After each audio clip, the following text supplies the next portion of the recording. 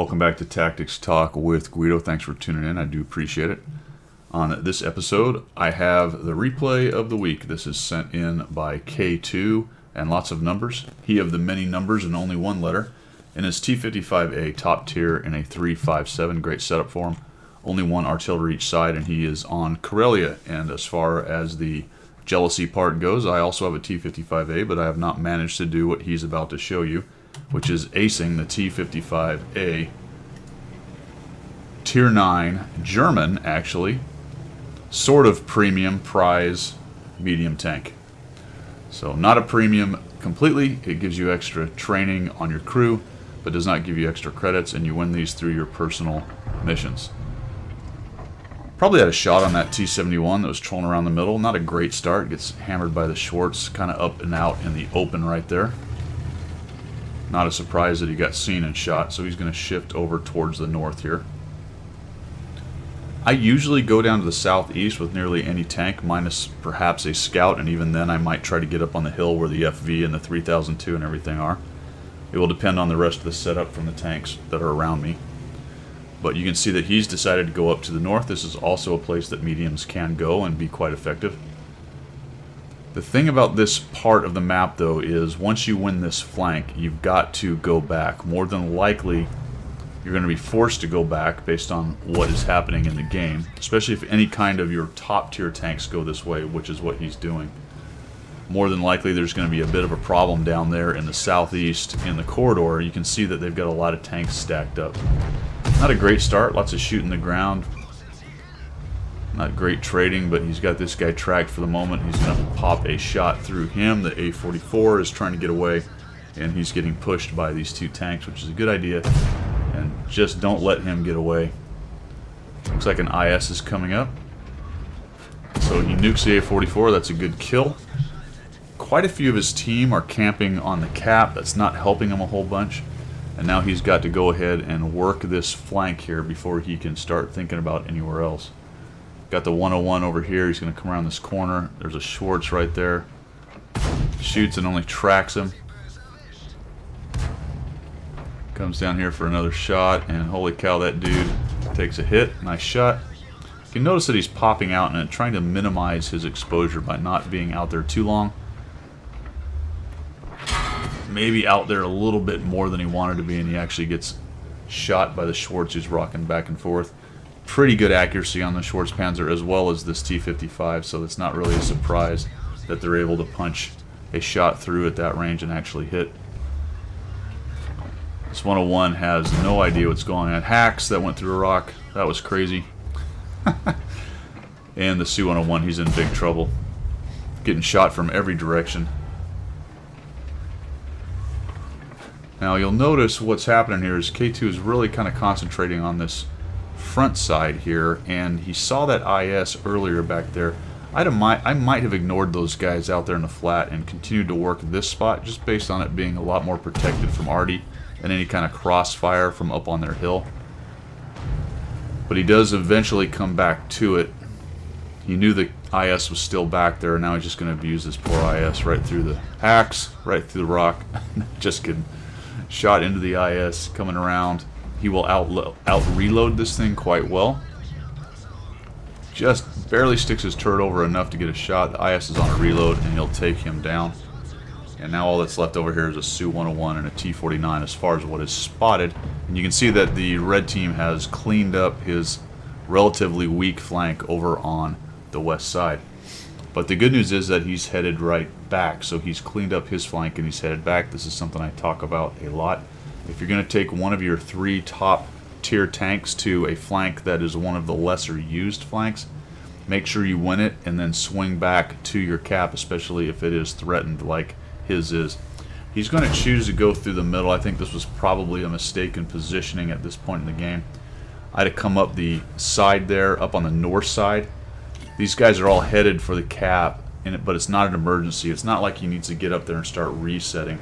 He probably had a little time. It may have been in his mind to save the AT, but now what is going to happen is he's going to find himself in quite a crossfire. That was a really nice job right there with the auto aim and just fire on the run. And this is the problem with what he's doing here. He's got these TDs up on the TD hill, and now he's out here in the flat getting crossfired from multiple directions, and he's basically fighting for his life at this point. T-50 is up there. He's just trying, please S-Tank, don't hit me again. Looks like it missed. And now he's up here, and he's got that silly T-49 behind him. That dude's a problem. Got an IS-6 below him. He's got this Skoda right here who is not looking in the right direction and gets nuked. Plus there's the artillery. The S-51 is out there to deal with. So he's got multiple enemies on multiple sides right now. There's a Tiger P hanging out. Watch this shot. What? Hacks. Nice shot. Tiger P, he's lit, but he might as well come in here and try to get this guy out. Again, fighting for his life. Doesn't want to go around the corner of that rock because he knows that that S-Tank's right there. Bounces, unfortunately, but he also gets a bounce off the IS-6, and very lucky the IS-6 didn't decide to just go at him and ram him. Might have actually been able to kill him. He does take a shot from that S-Tank and then hides in behind this rock.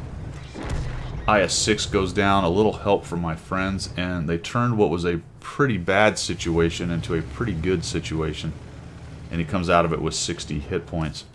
I think he could have done a lot the same if he'd have just gone up the north side and not got himself into the middle of everything, but it was well done anyway. Fixes his commander, that is a good thing to do. Commanders, gunners, drivers, loaders, those are things I fix every time they get hit. Now that we have the repair kits and med kits that recharge, you can go ahead and just repair those things right away. You know it's going to recharge, and that way you don't lose combat effectiveness. You'll notice that the AT-7 has popped up right here. Doesn't react initially, so K2 I would have probably cut across. May have been thinking he wanted to maintain range from the S-Tank, and that's probably a good idea as well. Moving on in here and looking for a shot. This AT-7 is out in the middle of this swamp out here. So he's going to eat a shot here. You'll notice K2 does something that I highly recommend. Just fire another shot in there as he's dark. If he stayed there or was tracked, you're probably going to hit him again. Probably not worth another shot. I think he was thinking about it, but he holds off. For tanks with a low ammo count, you do have to be careful. He's not bad off. He's still got 11 AP and 6 heat and an HE, so who knows, maybe another shot in there would have hit him, but probably not. That guy's probably started to move by then. See him going back this way, and then holy cow, let's swing back this way and look for a shot. And where is that guy? Okay, no, oh geez, what's going on? Can't see him. So that's a great example of why in situations like that I zoom in more, just so I can kind of fine-tune my shot. He did have a shot, but there was something blocking some of the tank, whether it was a rock or a dead tank or whatever it was that was in the way right there. If you zoom in, sometimes you can actually find a shot to get in there. So K2 decides to come back around. We're kind of got this AT-7 isolated out in the middle, so it would be nice to kill him off because you know the S-Tank's up on that ridge up to his left. So if we can find this AT-7, get rid of him, and then get to the S-Tank.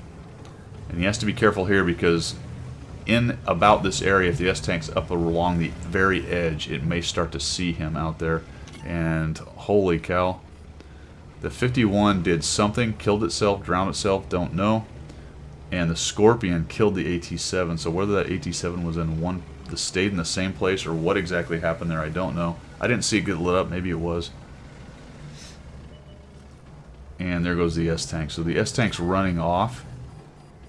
K2 hesitates for a moment because if it stops and spins, it's probably got him. All it's got to do is hit him once. Somebody shoots in there for some odd reason. And the artillery is complaining about RNG. You'll notice that he's very careful right here. That could have been a killer if he was sitting right there, but he wasn't. The question becomes, did he go right or left when he went down that hill, or is he back in that flat, but back behind those rocks? Could be any one of those. The scout's coming around from the south, so he may see that guy if he's running off that way, and the Oni is trundling along. God knows where he's going. Through the swamp right now. K2's taking a look right here just in case the guy's being wily and he's hanging out down around here, hold down, waiting for somebody to come screaming off of that hill. They've got it well in hand, just one guy to track down, but if they come at the S-Tank one at a time, it does have a chance to win this game if it is able to get enough shots off.